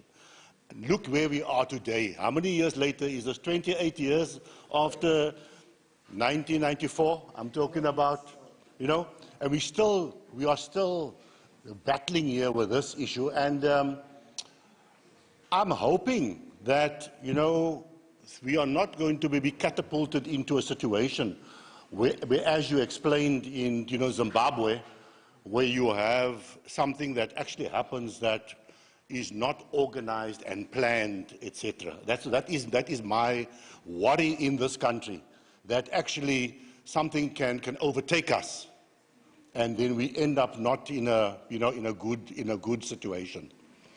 I'm wanting to invite a representative, of Chapman High School to come and to get a copy of the book for their library. We're hoping that we can do that. Okay. So, Galingwe, I'm asking you to please hand it to the yeah. Can you do that?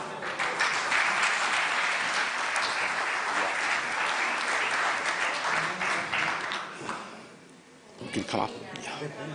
That's okay. Sorry. There's a stamp there. Put a stamp. That's okay. We can do it afterwards. We can do it afterwards. I just want to come up. Yes. So we are very happy that we have Chapman today.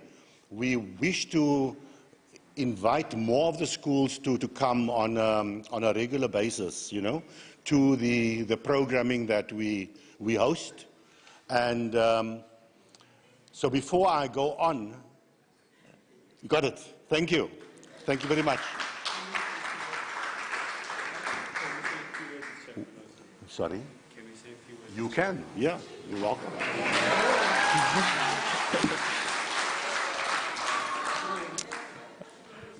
Good evening, ladies and gentlemen, all protocols observed. We as Chapman High School would like to thank the university and all stakeholders for inviting us to this prestigious book launch, especially us as the history learners as we learn about these things in class. We would like to thank you for the invitation, and this book is going to go a long way. Thank you so much.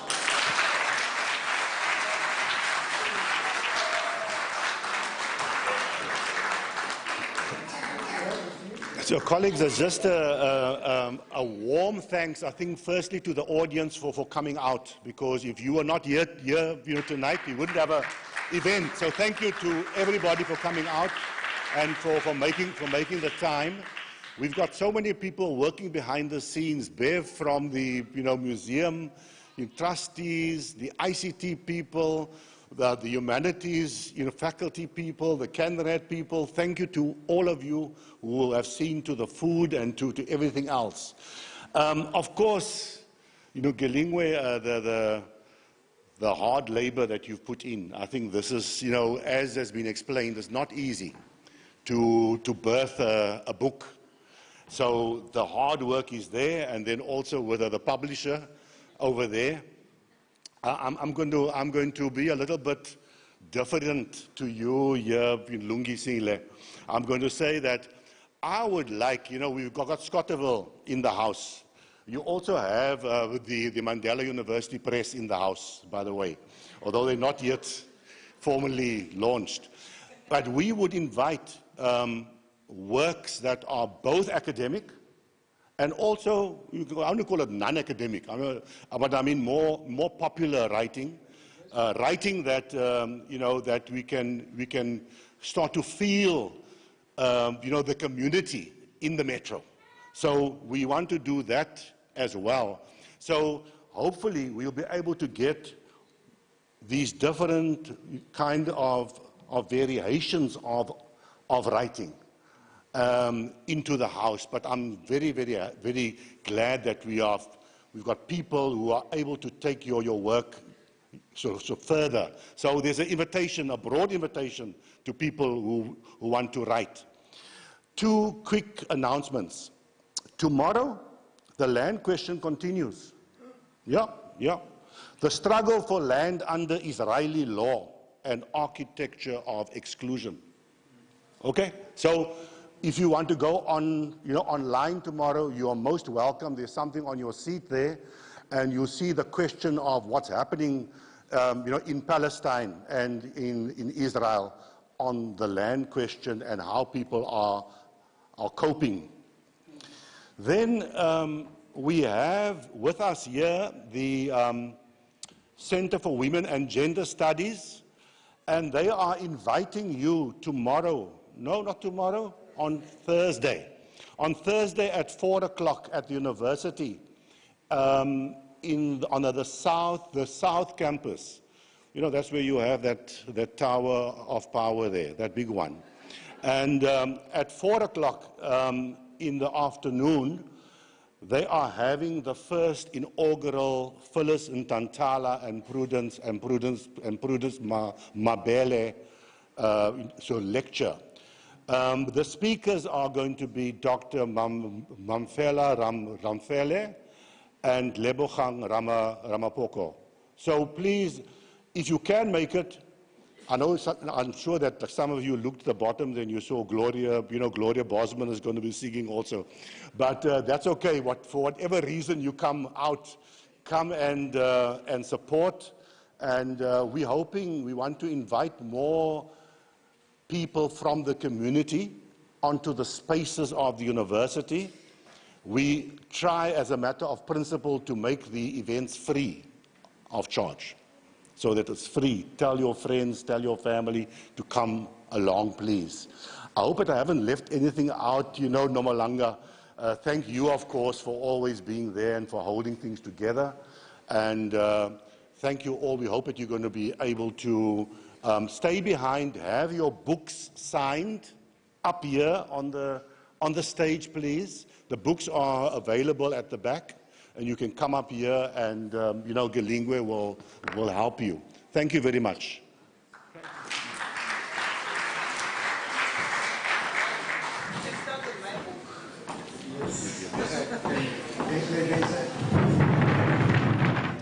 Oh, this young